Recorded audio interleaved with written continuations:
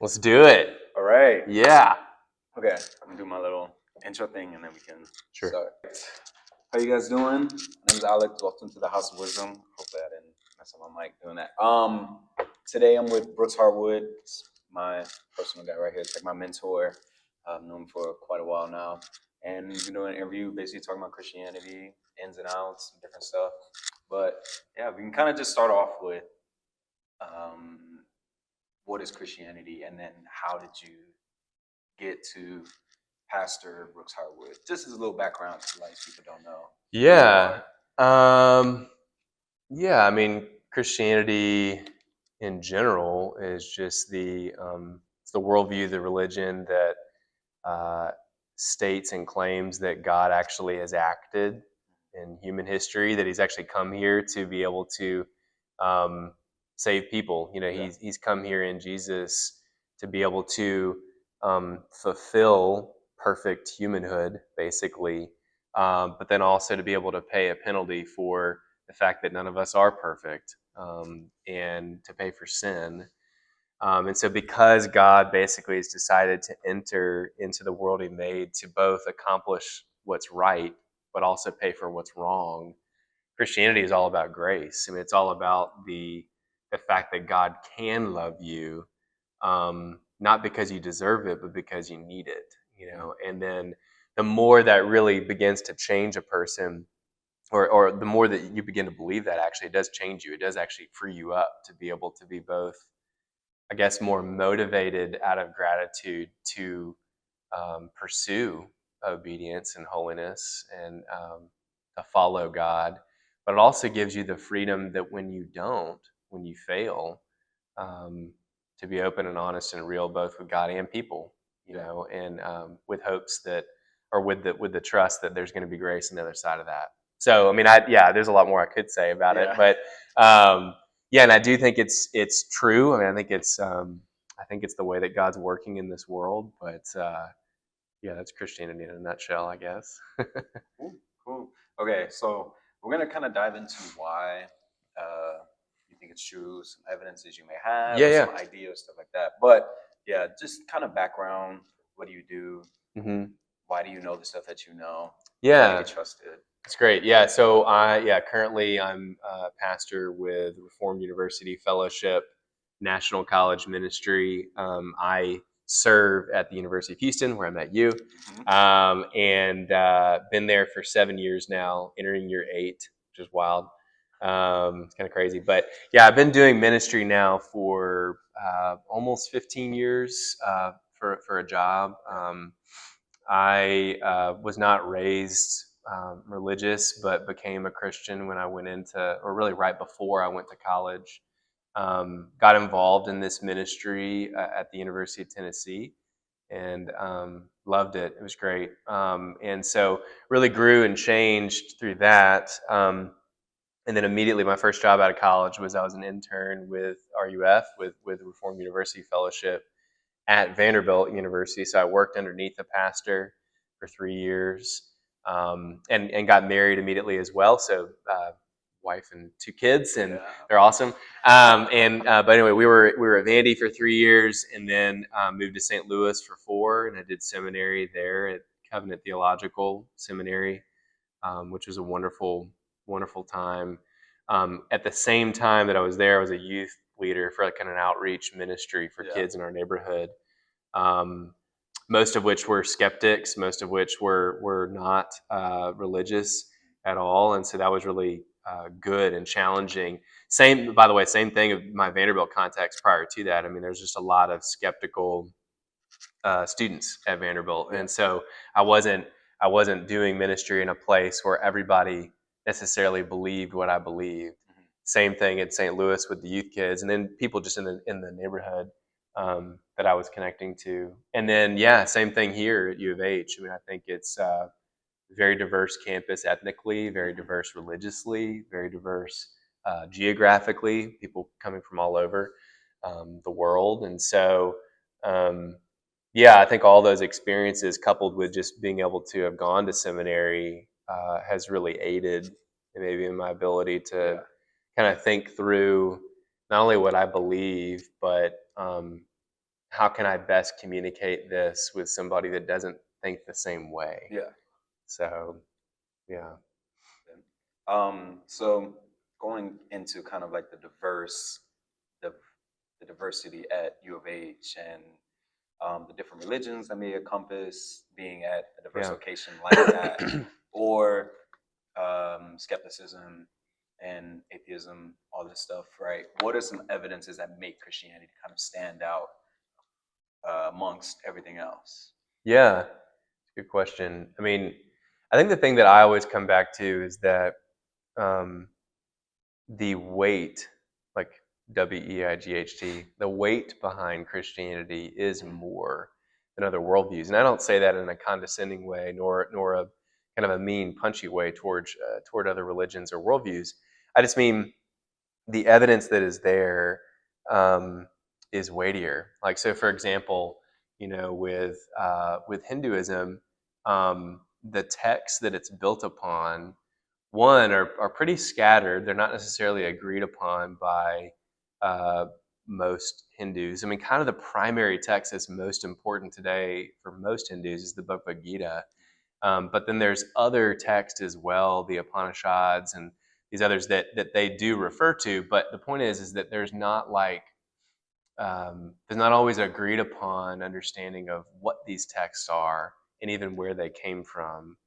And then on top of all of that, those texts, they are talking about events that have happened, but not quite. Like most of the material references either events that are kind of cast in a mythological way. So it's sort of already cast in the light of this is sort of a moral story that's being taught, or like a fable.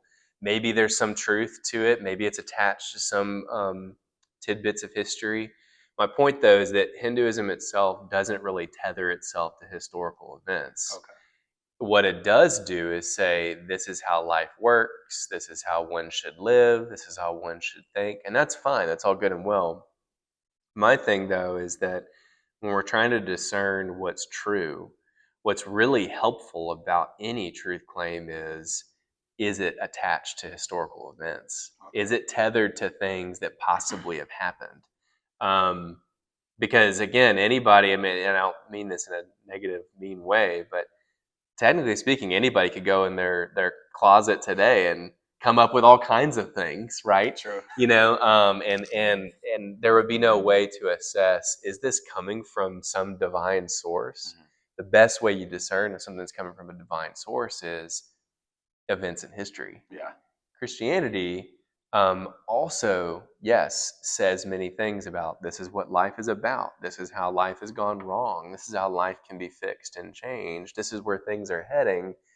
But it attaches and tethers all of those teachings and beliefs to historical events that have been at least recorded as people seeing these things publicly and engaging in these things communally in groups, not just individuals having, one-off experiences, which is very, very helpful for me when I'm trying to navigate what's true and what's not. I mean, I can get into more details about all that, but I think the historicity, if it's tethered to historical events, matters a lot.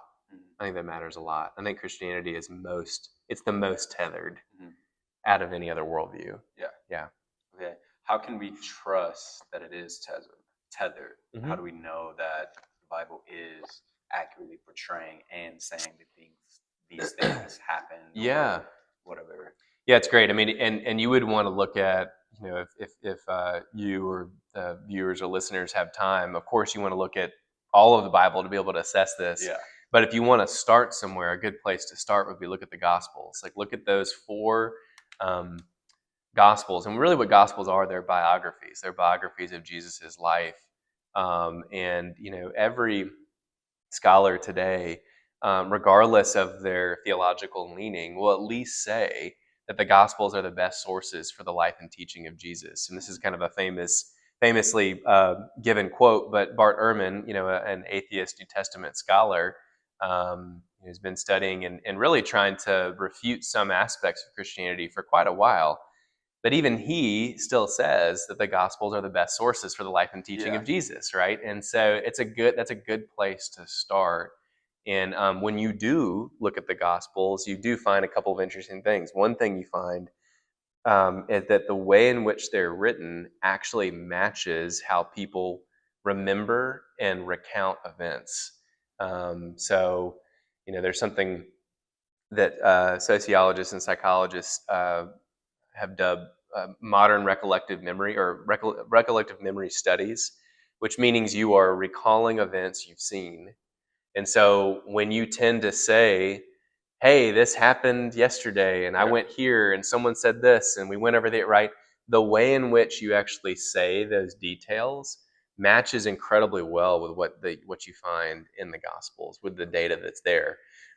Point being, it actually reads exactly like you would expect people just recalling events they saw and they witnessed. It does not read like somebody's making things up. It has insignificant details. It has unvivid imagery. It has embarrassing details, things that you wouldn't really want there if you're trying to build some movement. Okay. Really, it just gives these details, whether they really matter or not. It gives the embarrassing facts, even if it paints you in a bad light. Mm-hmm. It just kind of tells things as it is, which is really interesting.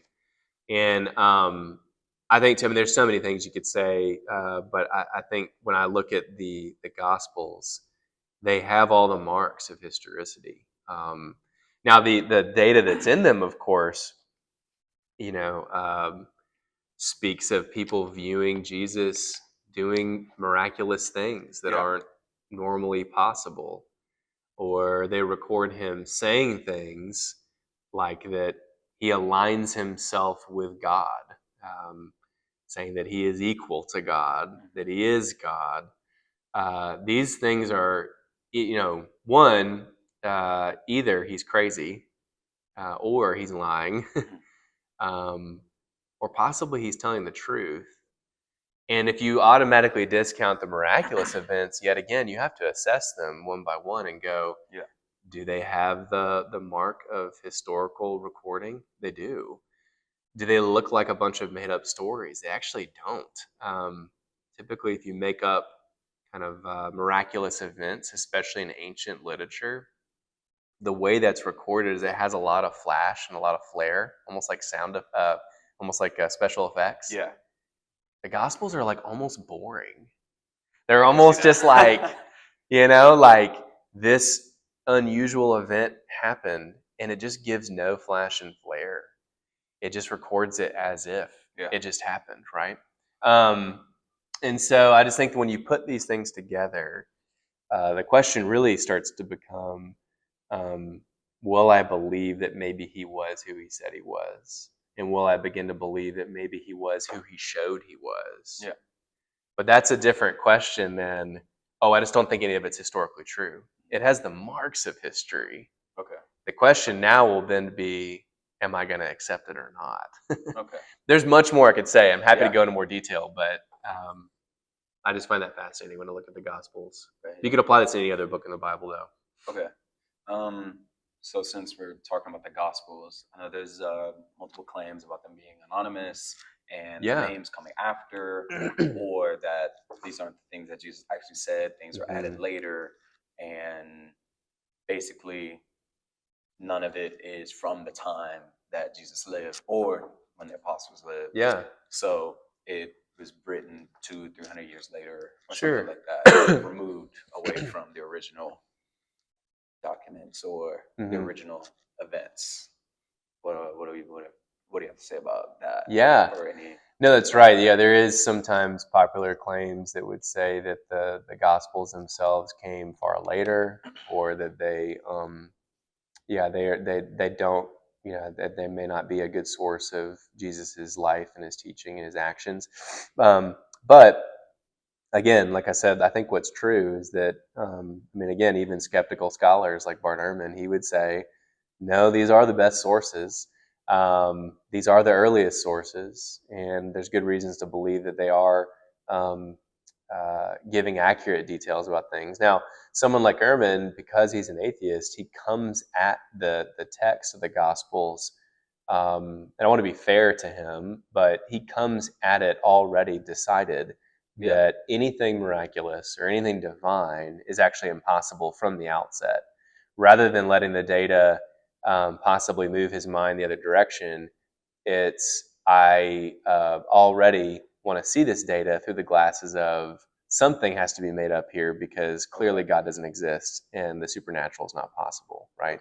But my point is that even someone with that skeptical mindset still affirms that these are the earliest sources for Jesus's life, and they actually are the best. He is very famous, actually. Again, Ehrman is famous for bringing up the Gnostic Gospels, kind of a famous counterpoint to this, which is that there were multiple gospel accounts given, many that show up in history. The difference between them, though, I would say this: one, the four Gospels are much earlier. They were all written within the first century. They're written within, I mean, there's debate on when exactly they're written because we actually don't know how early. We know that they were at least written within decades of Jesus's life, but I would actually say they were probably written immediately and far earlier than that. That's getting in the weeds of things, but there is a consensus they're written in the first century. That's good because that means that they're recounting and recording events right in the lifetimes of the people that actually could both report them and also verify, is that true or not, right? The Gnostic Gospels, however, come 100, 200, 300 years later, which is not helpful when you're looking at historical events, right? Now, another thing that's interesting, the Gospels are full of geographical language. This city is north of this city, and we traveled, down this path and this road, right? It's full of names, names of politicians, names of religious leaders, names of cities, names of people, Simon, son of so-and-so, right? What's fascinating about this is that all the extant documents that we have, so documents in our hands that we have today from that time period, you can then compare regional locations, where things are, names of people, different leaders, so on and so forth. And what's fascinating is the Gospels, they get things right. They get things right in such a way that would only be possible if it's written by people who actually saw it and knew it, right? But if they wrote it from a different area, there's no such thing as the internet. There's also no such thing as easy access to books. If you're writing from a different city or a different place and even a different time, you would definitely get names wrong. You would get leaders wrong. You would get locations wrong. And so the Gnostic Gospels, these other ones that come far later, what do you find? They don't have very many references to cities. I think the last that I checked, they reference 2. The book of Acts, for example, a historical document kind of recounting the beginning of Christianity, has 65 placeholders of cities. That's a ton. You can check to see, are these places real? Do they exist in this time? Whereas the Gnostic Gospels, they mention Jerusalem, the most important city that people would all know about if you're even remotely dabbling in Christianity. And they mentioned one other, but I can't remember what it is off the top of my head. But anyway, the last thing I would say is that the Gospels, yet again, not only are they written the earliest, and they have the most accurate historical data in there, they're written in such a way that has no kind of fable elements in it. So yet again, these Gnostic Gospels, they read like fan fiction. They actually read oh, we're so interested and enamored by this person named Jesus and the events of Christianity that now 200 years later, we're going to spin some stories to kind of fill in some gaps because we're really interested in this. I'll give you 2 quick examples. The Gospel of Thomas basically is devoted to explaining Jesus' childhood. So the Gospel accounts, we don't have very much about Jesus' childhood. It would make sense that 100 or 200 years later that people would say, well, let's like pontificate about Jesus' childhood. And what do you find in it? You have Jesus doing a lot of strange things. Like in the Gospel of Thomas, he's zapping his friends who are his age as kids, and he's killing them and then bringing them back to life. Or he's making clay birds, and then he's like breathing life into them, and they fly away. He's almost like a kind of a mean magician, is the way he's at least cast in the Gospel of Thomas. Clearly not historical. It's just it's fan fiction. Yeah. Okay. Where the Gospel of Peter, real quick, is just yet again another one where it describes the resurrection account as having this booming voice come out of a tomb, 3 giant crosses like float out of the tomb. It's just strange. Like there's just so much strange stuff happening, and it has nothing similar at all to how the Gospels just plainly say, "Yeah, he rose," or Jesus saying, "Mary, like I know you. I'm right here. You can touch me." Anyway, the Gospels, earliest, best sources, most historical in terms of the data that's in it. And doesn't actually remotely reflect these Gnostic Gospels that come way later and then clearly have mythical elements to them. Yeah. Fan fiction. Okay. So, again, we'll continue on the topic of the Gospels, mainly Jesus, right? So, obviously, the biggest problem people have with the Gospels, Christianity, the Bible, right, is Jesus, kind of his resurrection and the claims that he made about hell and heaven. Well, like, what do you make of some of these kind of hard things that are in the New Testament about Jesus, his life, and some of the things that he did? Yeah, no, it's good. I mean, I think when I assess any maybe difficult part to Christianity in general, we'll just say the Gospels in particular, I try to come at it recognizing the fact that I'm coming from a cultural vantage point. And when I say cultural vantage point, I mean that I am situated both in time and in a place. Okay. And so both of those things will actually, interestingly enough, dictate the very things that I struggle with or have a problem with. So, for example, because I was born in America, and I was born in America in the late 20th century, I tend to value very greatly this idea that if God exists, I think that he does, but if God exists, that he is a God of love. He loves people even when they don't deserve it. That's to this day, a very Western cultural belief, right? But if I was born in the Middle East, that's not to say that belief is absent. It's there, but it's not as popular. The view that's more popular there is that God's going to give people what they deserve. He's going to judge people. There's going to be hellfire one day, that people will not get away with the wrongs they've done, right? But this idea that God's going to love people in spite of what they've done and not give them what they deserve, not as popular. Yet again, in the West, the idea of a God of hell, of judgment, is not very popular, right? Yeah. So we are situated in a time and we're situated in a place, and that tends to dictate the very things that we might struggle with when we come across stuff in the Bible. So my point in saying that is that not all problems are created equal. I might struggle with something because of who I am and where I am and when I am, whereas you might struggle with something very different. So that helps me. That's my first thing, is understanding that I come from a cultural vantage point. Makes more sense of, why am I struggling with the possibility that Jesus said this? Yeah. Or why am I struggling with the possibility that Jesus did this? Whatever this is. Okay.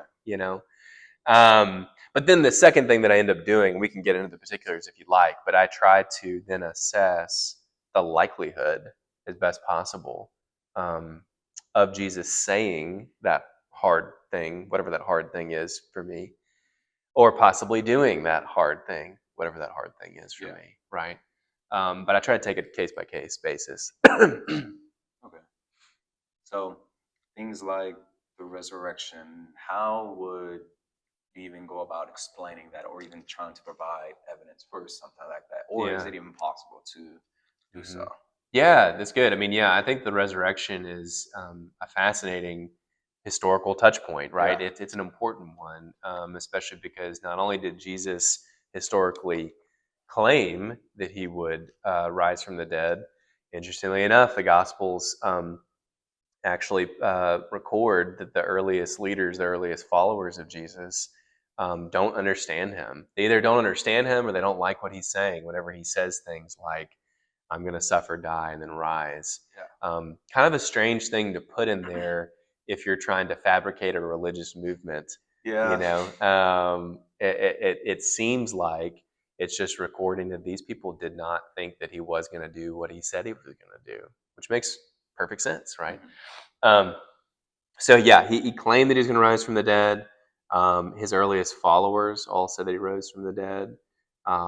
I think what you do is you look at the accounts. Do they have the marks of historicity? What's interesting is what historians tend to agree on is this: regardless of worldview, regardless of belief, they agree on this. There is an empty tomb, meaning that Jesus did die. Well, you actually start there. Jesus historically died. Yeah. There are some people in the world that do not believe that Jesus of Nazareth was successfully crucified. There's reasons for that. We can get into that if you'd like. But historians, period, agree. Our evidence is solid. Jesus of Nazareth died. Yeah. They successfully crucified him. The Romans did. Then two, the tomb is empty. The reason that there's many things that could be said to this, but the short of it is that when somebody like Jesus of Nazareth would have been killed, to have his tomb known about, his body being in it, that place would have been venerated and nearly worshipped from then to now. Like it would be, or at least there would be museums on it today, right? Yeah. But I'm saying at that time, it would have been a place seen of holiness and respect and reverence. And what's fascinating is that we don't have the exact location of his tomb. That's not to say that he didn't have a tomb. Historians agree that there was one.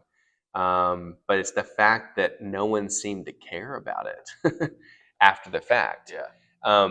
Implying yet again that there's no body there. There's nothing to care about because Jesus' body isn't there, right? And so then you have to work with, okay, well, maybe his body, all the different theories well, yeah, I'll jump to that.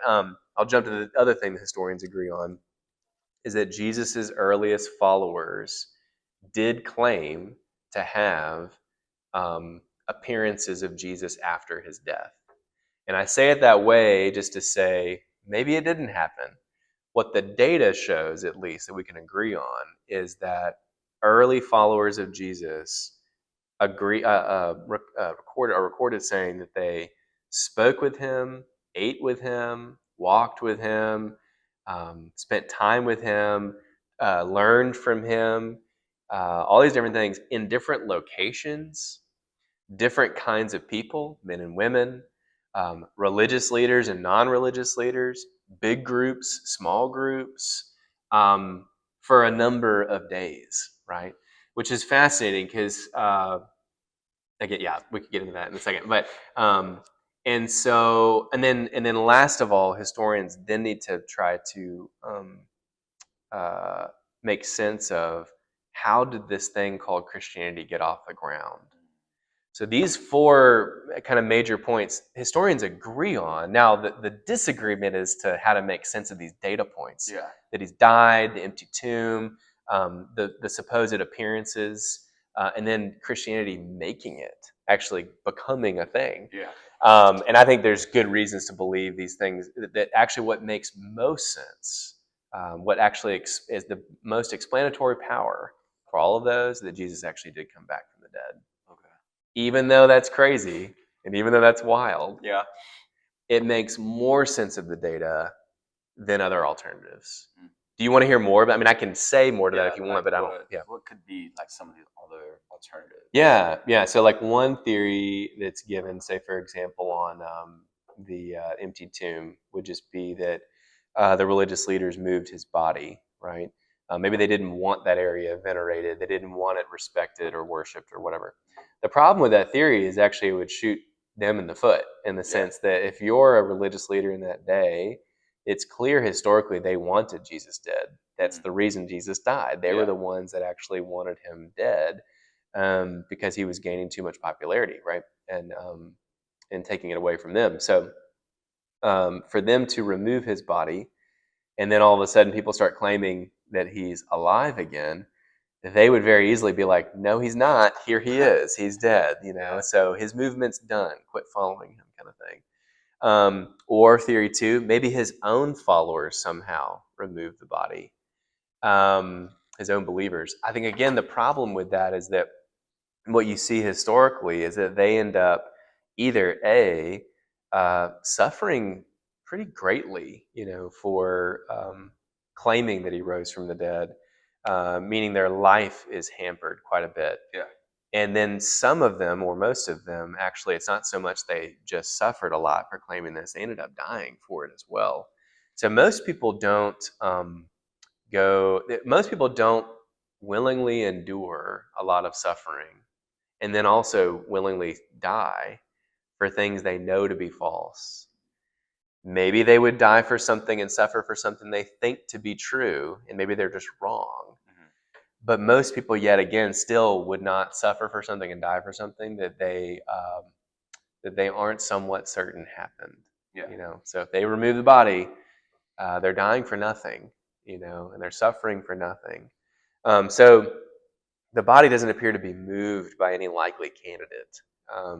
Or take his appearances, for example. Some people would say that people hallucinated it. But what's interesting is that modern studies on hallucinations show is that group hallucinations don't happen.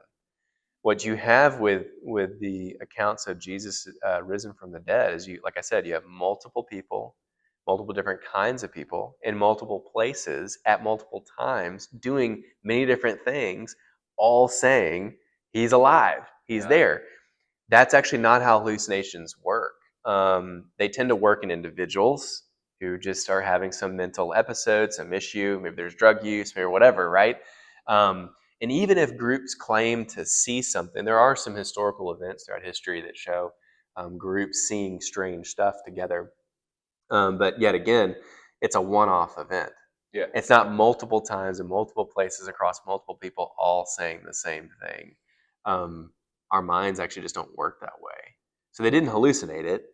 And then, some people would say, well, they made it up to get power, right? So the early followers said, yeah, he rose. We won, The reason this is problematic is because if you're a Jew, to claim that Jesus rose from the dead, Christians from the beginning said, not only does this vindicate him as a prophet, as someone who is rightly speaking divine truths, it also vindicates the fact that he is God himself.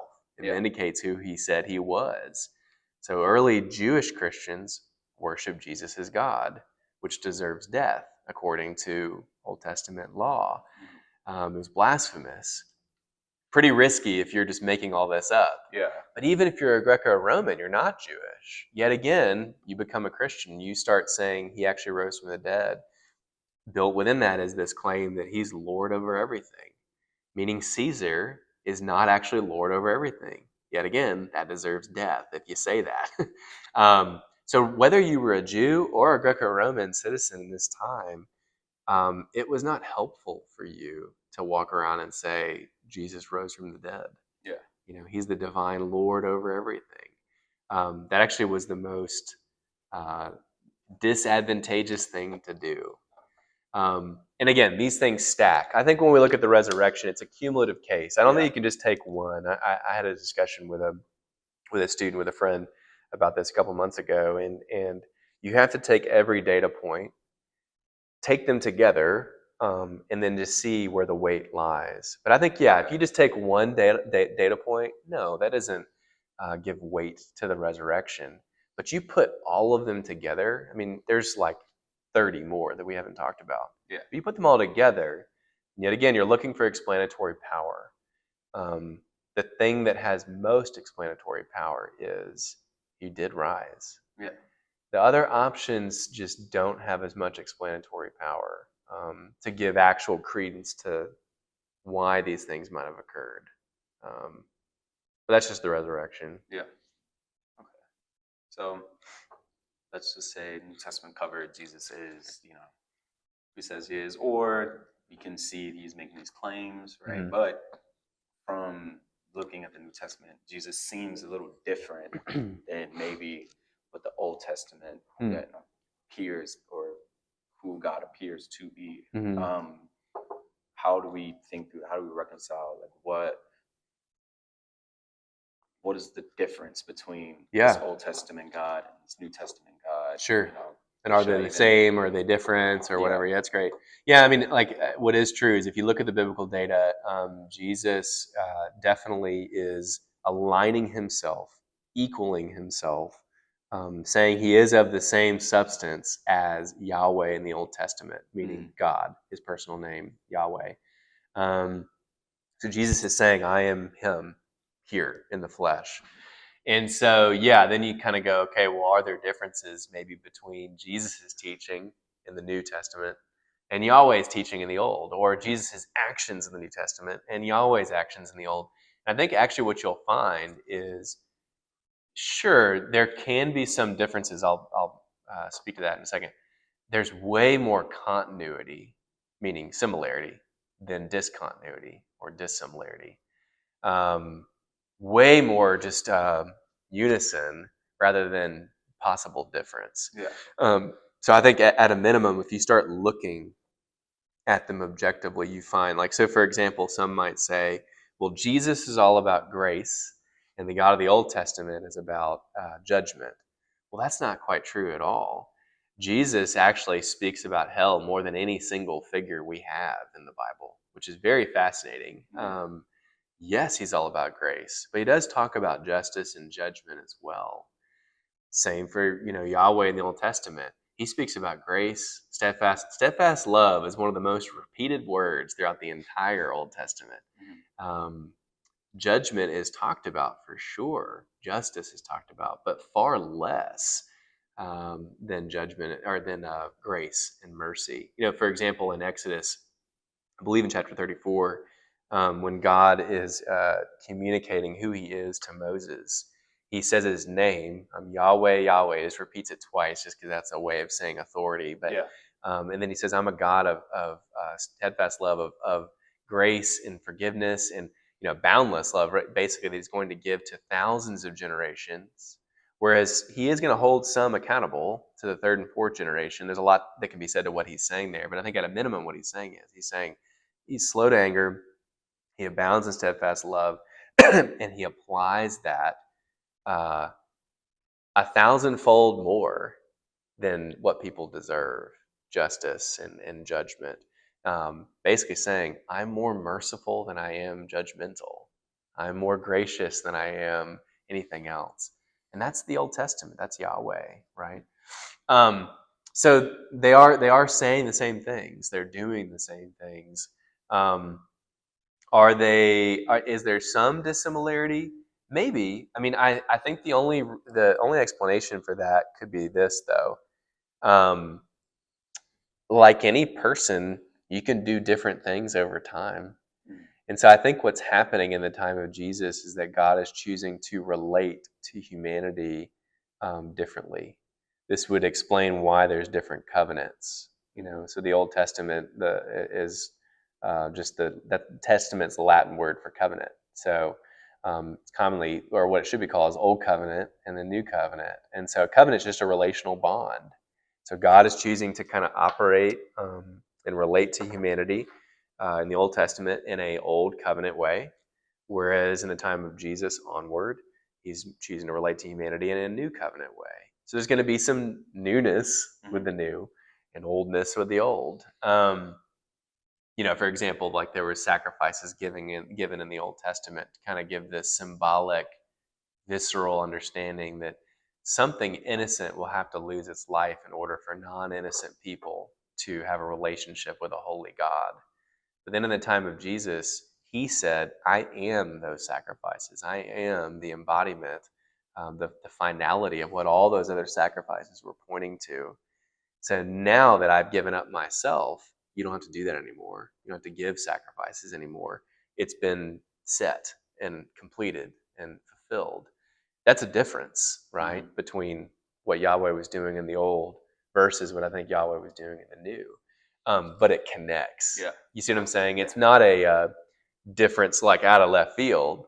It's just a difference in terms of relationship over time. A theologian once said that the way that he compared the New Testament with the Old would be like, even in this room right now, if all the lights were off and then you slowly took a dimmer and you started bringing the dimmer up, it would let more and more light into the room.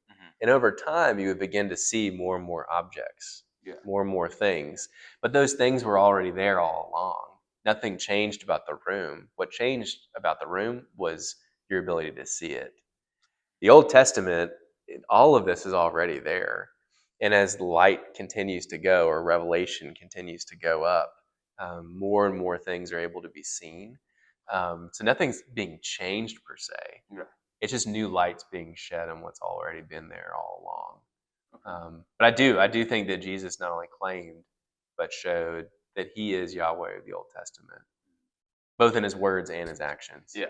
Okay. Well, can the Old Testament historicity be shown or proven, or are some of these things myth or just stories that you just learn from, or these things actually happen in history? Yeah. Or what is kind of your take on the literature of the Old Testament? Yeah, and the Old Testament's much more harder to tackle with this because it's just larger and it's older, and it tends to be more culturally foreign for some people. If you come from a more Middle Eastern, maybe even corporate culture, the Old Testament makes a lot more sense. Whereas coming from more of a Western, even individualistic culture, the more Greekified, I just made that word up, but Greco-Roman context of the New Testament makes more sense. But that's and it's just larger. I mean, that's another thing too. You have more. The Old Testament has more data to assess.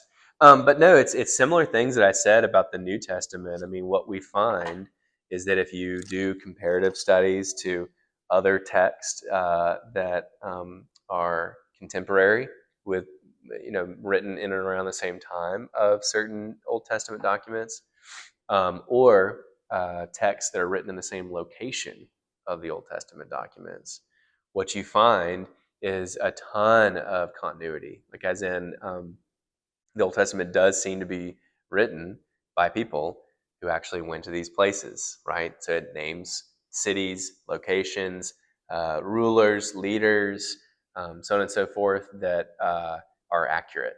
And yet again, that's not possible unless it's written by people who are actually there and actually witnessed it. And so, it's helpful to do comparative studies on other documents that come around that time. But like some folks might say, this is kind of an interesting thing. They're like, well, what things outside of the Old Testament attest to things inside the New Testament? And that's a good question to ask. Sometimes there's less and sometimes there's more, which makes a lot of sense because, we're talking about documents that are very old, right? So things just don't last that long.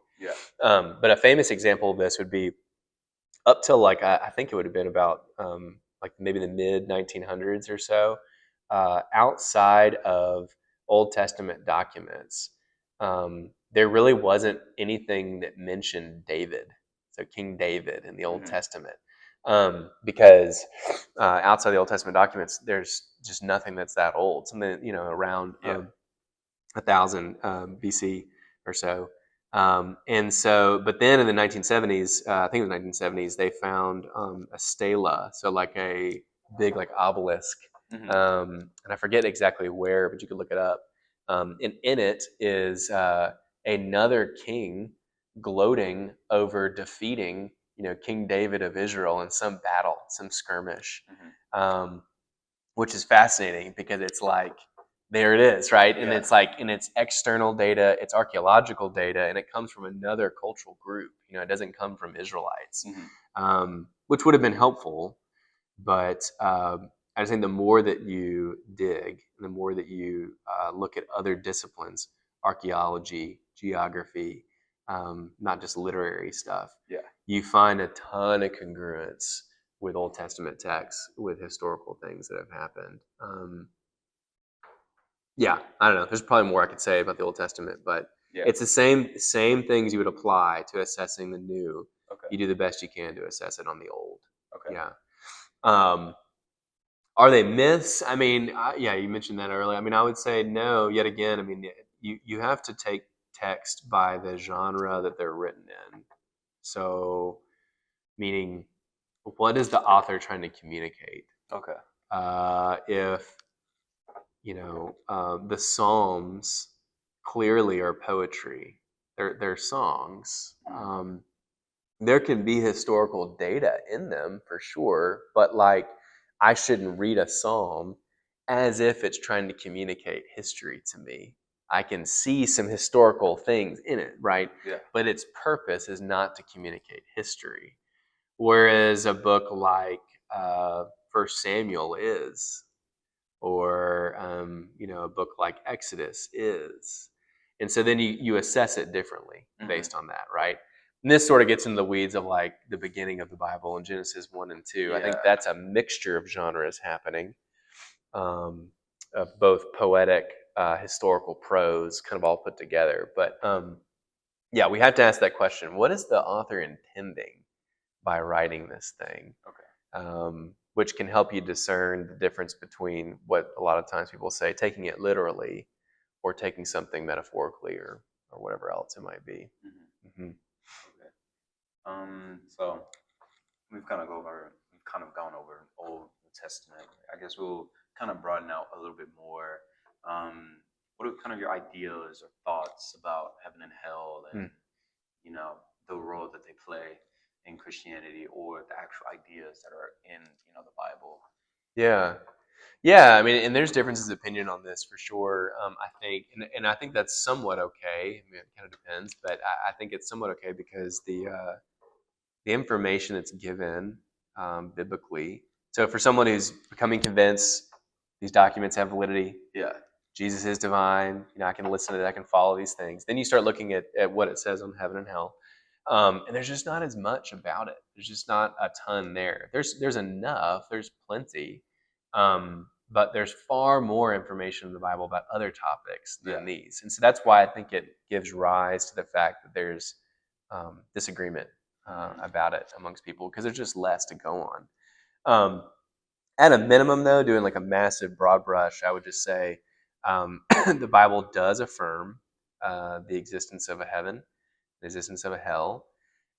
It does not give great clarity as to where those are or what those are or whatever. I mean, these are deeper, kind of strange philosophical questions to ask, but they are, for lack of better words, realms that exist. And the heavenly realm is one in which it just has God's immediate presence, so goodness and mercy and love and so on and so forth. Whereas hell is the opposite of that; it's the absence of that, right?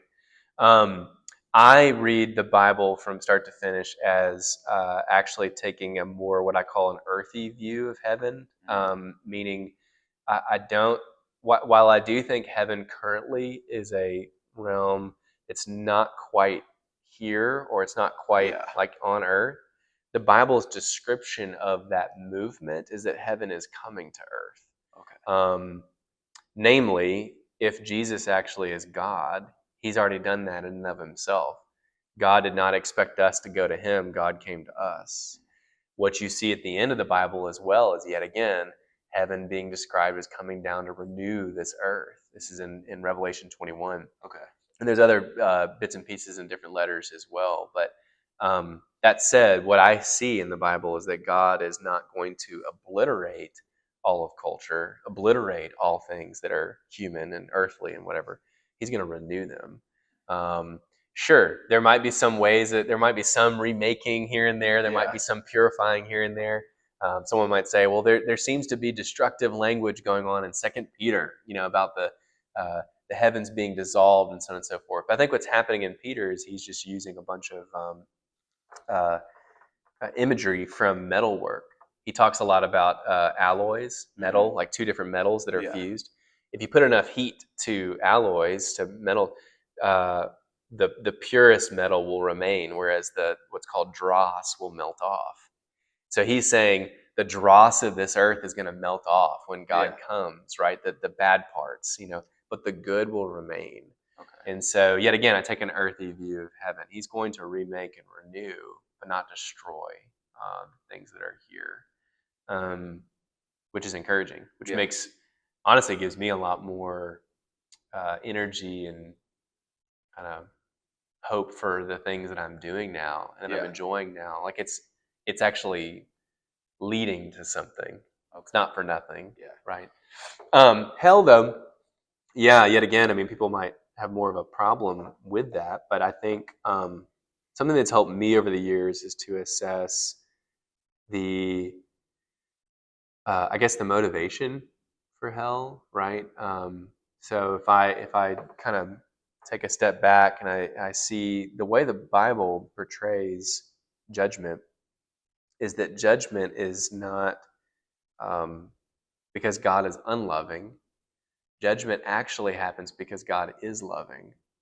So what I mean by that is that if, for example, my wife or my kids got greatly harmed, by someone, really, and I just kind of looked at that and shrugged my shoulders and didn't think much of it, you would rightly conclude, you'd be like, I don't know if Brooks loves his family, I don't think he likes them, and so, but if I was enraged, if I was saddened, if I was moved to do something about it, you'd be like, oh, that makes sense because he loves them.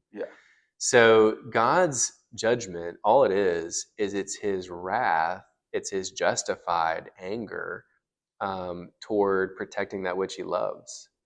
When that which he loves is harmed, he's angry, and he moves toward judging that which harms what he loves.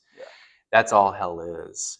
It's God's loving motivation to bring justice against those that harm that which he loves.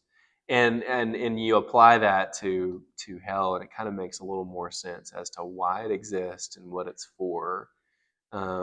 We could get into the more philosophical weeds of it if you'd like, but that helps me. It kind of goes, oh, that makes sense. Because even on a human level, I do long for justice. I do long for judgment at times. The tricky thing, here's what's funny, the more you begin to admit, my heart actually is okay with some form of judgment, then I had to turn the mirror on myself and go, I deserve the very thing that I want for other people. I deserve judgment because I'm not perfect. I've harmed people. I've done that which is wrong and that which is evil and selfish, and this is why the gospel is good, right? I believe that Jesus actually experienced that judgment for me, and so I just because I believe that I'm not going to experience hell and judgment, it gives me no pride toward anybody else. All I have is humility in the sense of I deserve the very thing that I think actually is going to happen for some people, and I really want to communicate with them about the means from which I think that they can avoid that.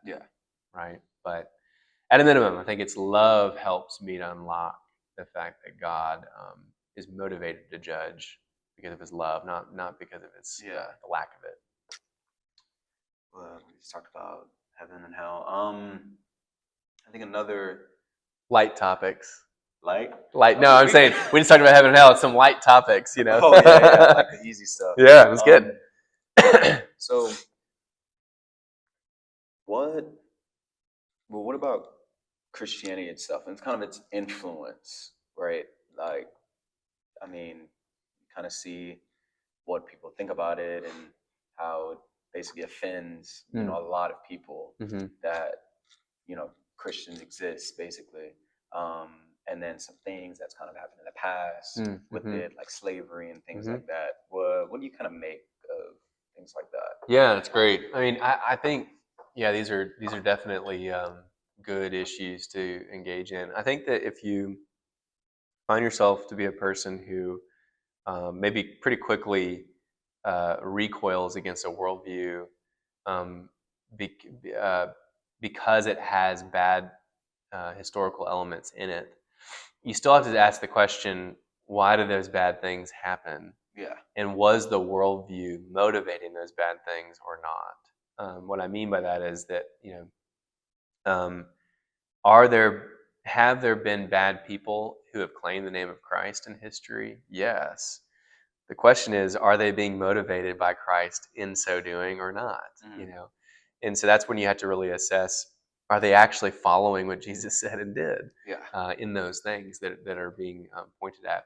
And I think, and I can mention some of those in a second, the negative things, but I think positively speaking, what you find about Christianity is actually very positive. I think much of what we see in the Western world, um, much of the good that we see in the Western world, are kind of assumed good things that actually have a touch point with Christianity. So what I mean by that is that even somebody that wants to kind of deny the possibility that Christianity is true typically is unknowingly enjoying the benefits that our culture has been shaped so much by the Christianity that they are now rejecting. So, for example, like hospitals and orphanages didn't exist until Christians started them. Um, this idea that men and women, all ethnic groups, all social groups have value, dignity, um, which led to the idea of human rights, simply because they're made by God. That's a Christian ideal. There's many scholars that argue this, whether they're Christian or not. It is a Christian value that's kind of seeped into culture, and thus kind of perpetuates this idea. I mean, if you ask anybody in America today, Yeah. do humans have rights? They'd all say yes, like every single one of them. Yeah. That's not a normal belief at all. That is not a pagan belief. That is not an Eastern belief. That is not a Middle Eastern belief. It's a Christian belief. And so, notice I'm not saying you have to be a Christian to hold that belief. Yeah. What I'm saying is that's where it comes from. And so the good it's produced toward the poor, toward the needy, the marginalized, advocating forgiveness rather than retribution, advocating the sharing of resources rather than keeping them, advocating that sacrificial love is actually the highest form of love rather than self-protecting aggrandizement, making your life better. These are Christian values that we hold, whether we hold to Christianity or not. Now, how do you make sense of the bad things? For slavery, for example, at least with the transatlantic slave trade, well, one, I would say it's a mixed bag. What's interesting is, yet again, the reason that slavery has largely been abolished in almost every country in the world, and I know that slavery still persists, but what I mean is that it's not a institutionally done thing that's said to be good. The reason that's been abolished is largely because of Christians. Yet again, these are the people that led the movement. William Wilberforce is one of the biggest ones that did this. He used a Christian in Europe,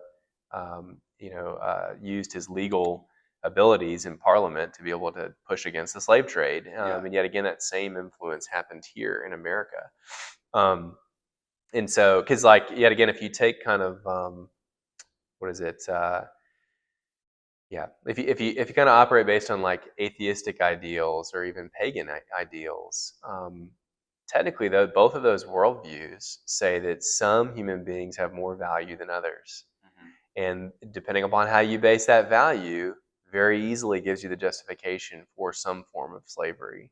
Whereas if you have the Christian ideal, all human beings are equal in the eyes of God, you don't have a basis for slavery anymore, because you can't be forcing people to do things that's inequitable in that sense, right? So the reason that we kind of all, and when I say we all, I say most of human culture today says, no, slavery is bad, yet again comes from a Christian belief. Did Christians perpetuate the slave trade, though? Did they participate in it? Yes, they did. What were they doing? They were participating more in their culture than they were in Christianity. Mm-hmm. They were trying to protect something that was more cultural rather than actually listening to something that was theological. Namely because it came with a great cost. Mm-hmm. With a great cost, right? To shift culture is hard. Yeah. A lot of pain. The people that actually held power during kind of the slave trade time, they didn't want to give that up. Maybe some of them weren't actually Christ followers. I mean, that's up to debate. I don't know their hearts, but uh, for them to buy into and perpetuate what was happening in the slave trade is clearly anti-biblical. I mean, one quick anecdote a lot of people don't know about is that the Old Testament forbade what actually happened in the Atlantic slave trade, meaning what was written thousands of years before was that if you actually forced somebody into slavery, you should be put to death. Anybody that was forced into slavery in the transatlantic slave trade, and if they, claim the name of Christ, Mm-hmm. according to the Old Testament at least, you should be killed for that. Yeah. Like it's a deep sin to engage in. But there's a lot that can be said to slavery. Servants are mentioned in the Old Testament and Mm-hmm. New. Sometimes it's translated as slaves, but that's not a great translation depending upon, it's not a great translation based on what you see happening in the Old Testament and the New. They have rights, they're educated, like they have legal, servants have legal rights, they get education. Sometimes they actually become more educated and more economically empowered than their states that they work on. People can buy their freedom. A lot of it's because of debt. You're actually just paying off a debt. People went into servitude for that, or they went into servitude because of criminality. So they had to work off their sentence this way. This is the time where there's no jails, the time there's no legal systems that we have today. So anyway, there's different things happening in servitude in the Old Testament and different rationales for it, but nothing at all promoting like the transatlantic slave trade. In fact, it forbids it, which is interesting. So, yeah, basically you're just saying that the slavery that we know, that anybody says slavery, everybody goes to the idea that's not what's in the Old Testament or what Paul is talking about in the New Testament. Mm-hmm. Yeah, and I think that what someone needs to do is just look into it. Yeah. Look into it. There will be some harder things, maybe culturally, that kind of go, oh, well, what's going on here in the Old Testament or whatever else. But what you would find if you research it and study it is you would be pleasantly surprised. You'd be like, oh, wow, this is actually not quite what's happening in the transatlantic slave trade. Yeah. Frankly, what many of them had to do, especially for people that were trying to protect it, that system, they wanted to keep it happening, was they had to remove places in the Bible that gave a counterbalance to what they were doing. One of the things they did not let, what some American people did toward African American slaves in America, what they tried to get them to not read was the book of Exodus. Why? Because the book of Exodus is a historical book all about God liberating his people from slavery in Egypt. And then thereafter saying, don't ever do that to anybody because you know what that's like. You know what it's like to be unjustly put into servitude, right? And so many people, because of nefarious means, were like, we're going to nix that book. You can't read that book. Because yet again, built into Christianity is an anti-enslavement ideology. And then what about some other hard things that are bigger issues kind of we have going on today, like homosexuality, right? And that problem and the idea that Christians or the church, the Bible is completely against, these kind of people, and that God may hate homosexual people. Yeah, that's good. I mean, I think that it is. Yet again, it's a culturally situated difficulty. If you were to ask this question, if you and I grew up and we're living in the Middle East right now, and you ask this question, it would be a non-question. Yeah. Because their cultural values are different. Their beliefs on this are different. Whereas here in America, at least for the past 40, 50, even 70 years, this notion that you should be able to love in a romantic way anyone that you choose. The free love movement in the 60s is what I'm Yeah. referring to, and then up to today, that is a cultural value that Westerners hold. And so then when the Bible begins to say, no, actually, you're not free to love anyone that you choose on a lot of levels, not just even just talking about the issue of homosexuality, but when the Bible limits a Westerner on any freedom, especially sexual freedom, Yeah. typically a Westerner from a Western culture goes, "How dare you? You Yeah. can't limit me here. What are you doing? Like these are my these are my choices." But so it is cultural. We had to name that maybe if we take a step back, perhaps my struggle with the Bible. Well, I'm just saying generally. Yeah. Perhaps the struggle that someone might have with the Bible teaches about homosexuality. Perhaps it's a difficulty for them has more to do with their cultural moment and their location in the earth than it does with the Bible itself. Yeah. And so, and then furthermore, I'll get into homosexuality in particular, but I would just say as well, what's interesting is that if the God of the Bible exists, uh, that means he's not me, which means he's going to push against me on something. Yeah. There's going to be something that I believe or that I think or that I do that he disagrees with. But if for some reason I find that the God that I think exists never disagrees with me, he's always on my side, Yeah. he's always in step with my beliefs and thoughts, he might actually be a God of my own making. You see what I'm saying? Yeah. If I expect or if I believe that there is a true God out there, then I should actually expect him to disagree with my cultural moment at some point, right? If he's always in line with me, then he's maybe just a made up God. Yeah. But if he pushes, if he disagrees, he might be the real God, right? And I think on this level, as a Westerner, you find that. Yes, Yeah. the God of the Yeah. Bible does present human sexuality to be given between a man and a woman in lifelong marriage. And so, what do we make of that? Well, that does not necessarily mean that God hates every person that's attracted to the same sex. No. The way the Bible ties this is simply tied to any other uh, broken issue on the earth, which is to sin.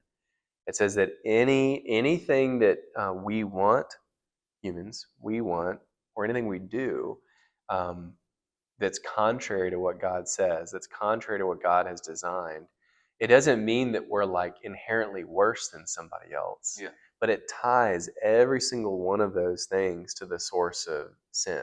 There's something in us, sin, that kind of infects or poisons and even pushes against God's purposes in the world. And so that will come out in different ways for each of us. And one of those things the Bible names, among a myriad of things, is homosexual desire, right? Now, why would God do that? Why would he create sex this way to where it's only to be between a man and a woman in lifelong marriage? I mean, I think there's many possible answers to this, but a simple kind of thought would be, well, I guess it's not too simple, but if the God of the Bible is portrayed as a Trinity, meaning he is one in essence, but three different persons. So in the being of God, he's the only being like this, that he's actually able to exist as a unified God, one God, yet manifestly always being three persons at once. So he's basically a community or a relationship, a group in and of himself is the idea. Well, what you see in the Bible is you see God making human beings, namely man and woman, and he says in Genesis 1 that man and woman are made in his image. Mm-hmm. What's interesting about that is that what he's kind of hinting at is that when you have two gender differences, man and woman, how do they best reflect God? When they become one in marriage. So you have two differences being unified together in one. That's what marriage between a man and woman is, right? That is a better reflection of this Trinitarian aspect of difference unified than a homosexual connection, right? That's non-difference unified. That's a hypothetical, possibility as to why God is saying certain things with sex are off limits. because one reflects him better than another, right? But does that mean that he hates those people uniquely? No, not at all. I mean, I think that's definitely taught throughout Scripture is that there is a way to, hate sin without hating the sinner. Mm-hmm. There's a way to love somebody and not agree with how they live, right? And so I think that is actually the stance that a Christian should take, whether they personally experience those desires or not. Really to grapple with that in the community they're in.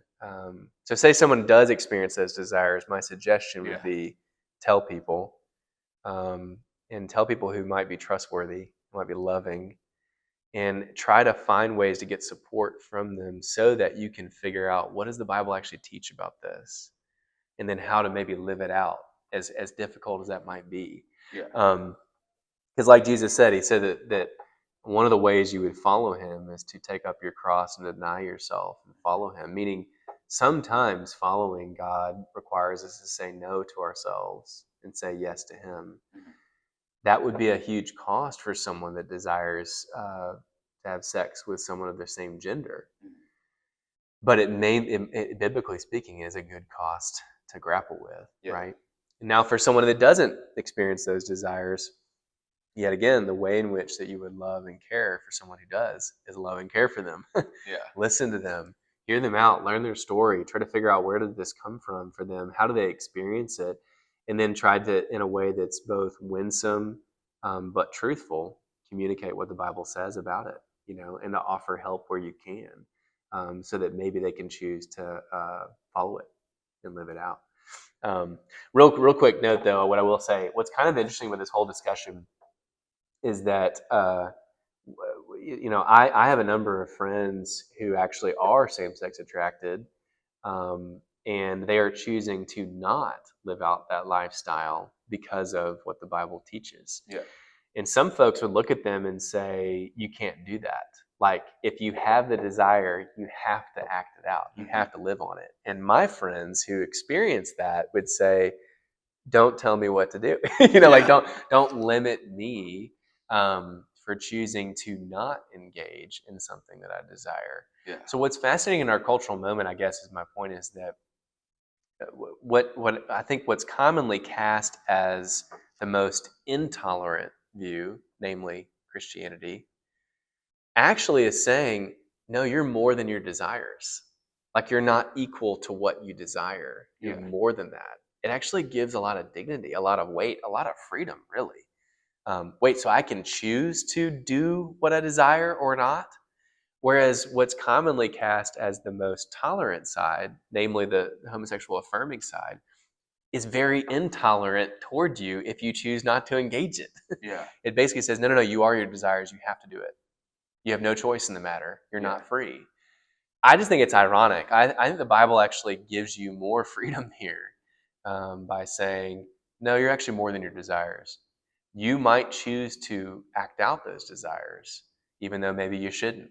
But you're not them. You have a choice in the matter. Whereas the other side says you have no choice. You are what you feel. You must do what you desire. I think that's too reductionistic. I think that we're a lot more than that as human beings. And I think the Bible allows that, gives that freedom. And I think the final thing to kind of cap off this whole discussion, what is the mission of a Christian? And as a Christian, how am I supposed to live? How am I supposed to relate to people?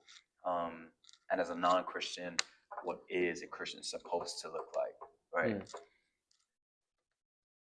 Yeah, I mean, simply a Christian mission or goal ought to be loving people in word and deed.